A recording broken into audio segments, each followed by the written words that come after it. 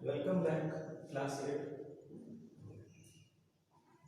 Today we study subject science,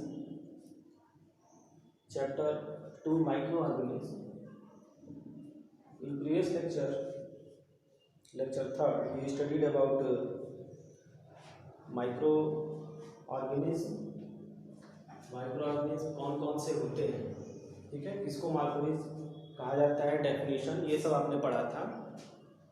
now in lecture 4 we study where do microorganism live. Microorganism कहाँ कहाँ रहते हैं, ठीक है.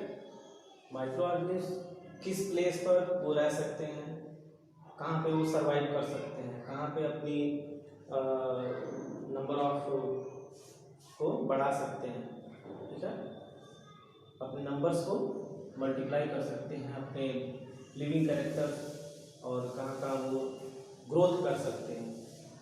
तो देखिए students, where do microorganism live.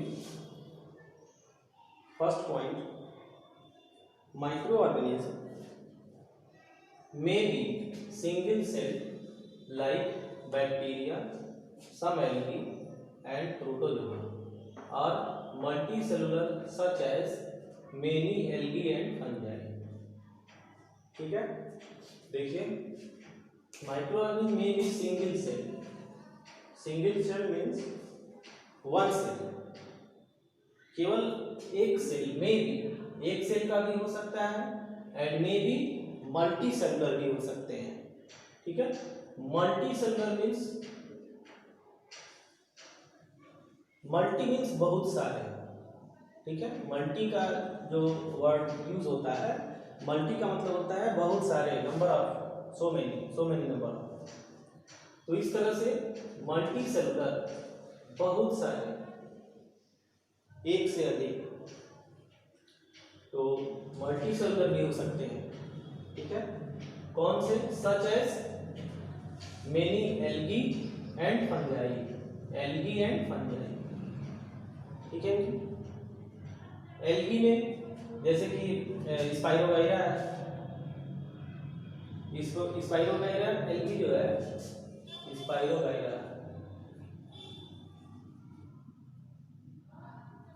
Spirogyra ये एल्गी एक स्ट्रिप की तरह होता है, ठीक है. स्ट्रिप मतलब समथिंग लाइक दैट, ऐसे. और इसमें कई सारे सेल होते हैं, जैसा फिगर में मैं दिखा रहा हूं, ठीक है. एक पट्टी की तरह होते हैं. और ये एल्गी जो है, आप देख सकते हैं फिगर में, ये कई सारे इसमें सेल होते हैं, इसलिए इसको क्या कहेंगे? मल्टी सेलुलर कहेंगे, ठीक है ना. मल्टी मीन्स बहुत सारे.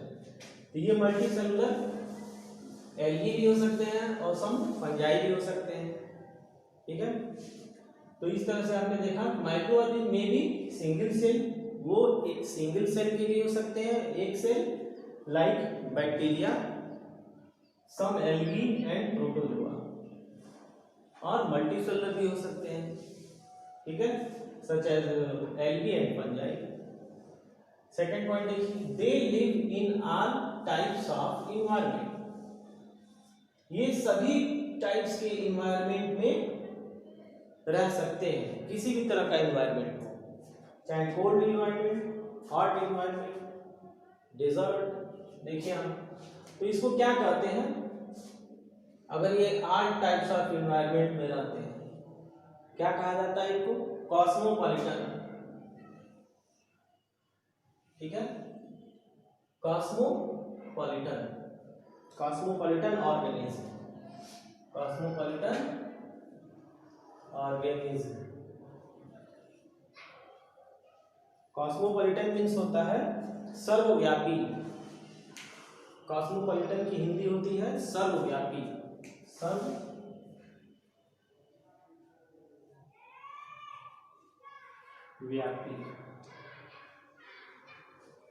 सर्वव्यापी का मतलब होता है कि हर जगह, किसी भी प्लेस पर ये रह सकते हैं, किसी भी टेम्परेचर पे रह सकते हैं, ठीक है। बस ये है कि कुछ माइक्रो ऑर्गेनिज्म कोल्ड में ज़्यादा, कुछ हॉट में ज़्यादा सर्वाइव कर सकते हैं। तो यहाँ पे एक पूरे माइक्रो ऑर्गेनिज्म की एक ग्रुप की बात हो रही है, ठीक है। तो ये माइक्रो ऑर्गेनिज्म का जो ग्रुप है, इस ग्रुप में हर तरह के माइक्रोब्स हैं और ये हर जगह रह सकते हैं। All environment they called cosmopolitan, that is cold climate to hot climate, cold climate से हॉट क्लाइमेट, ठीक है ना। ठंडे प्रदेशों से हॉट प्लेसेस पे भी रह सकते हैं। डेजर्ट में जहाँ पे मिट्टी नहीं होती है, बालू बालू होता है पूरा, ठीक है। तो डेजर्ट से लेके मार्शी लैंड, मार्शी लैंड मतलब जहाँ पे पेड़ पौधे होते हैं, ज़्यादा मिट्टी होती है, पेड़ पौधे होते हैं। तो ये बताया जा रहा है कि डेजर्ट मतलब रेगिस्तान से लेके और लैंड तक, और यहाँ कोल्ड हॉट कोल्ड क्लाइमेट से लेके हॉट क्लाइमेट तक, everywhere they found, everywhere. Now next, also found inside the bodies of, inside the body animals, humans, plants, other. ये जो माइक्रोब्स हैं इनसाइड द बॉडी, बॉडी के अंदर एनिमल में, जानवरों में पाए जाते हैं, रहते हैं। ह्यूमंस में, ह्यूमंस के बॉडी के अंदर माइक्रोब्स होते हैं। प्लांट्स में भी तमाम माइक्रोबियल डिजीजेज होती हैं प्लांट में। तो माइक्रोबियल डिजीजेज प्लांट में जो होती हैं वो कैसे होती हैं? माइक्रोब्स के कारण, माइक्रो ऑर्गेनिज्म के कारण। तो ये माइक्रो ऑर्गेनिज्म प्लांट में भी सर्वाइव करते हैं, एंड अदर ऑर्गेनिज्म, और किसी और अदर ऑर्गेनिज्म में भी पाए जाते हैं, बर्ड्स में, ठीक है। तो ये जो माइक्रोब्स हैं ये हर जगह पाए जाते हैं, और किसी के बॉडी में अगर जाते हैं तो उसको इन्फेक्ट करते हैं, उसको डिजीज कॉज करते हैं, ठीक है ना। They cause disease, various types of disease.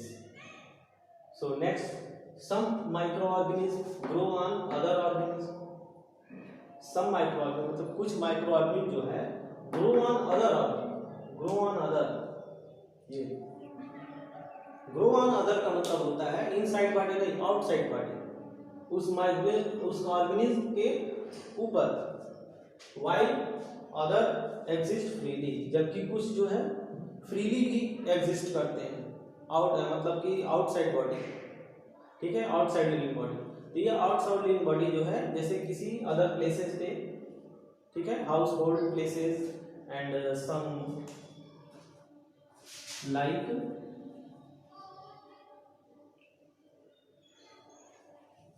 House hold places, ठीक है,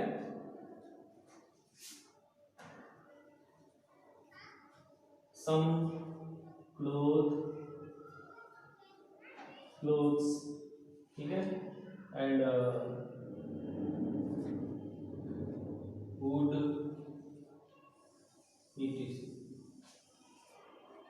तो ये एग्जिस्ट फ्रीली एग्जिस्ट कहीं, ये आउट ऑफ बॉडी भी ये रहते हैं, जो कि लिविंग में रहते हैं।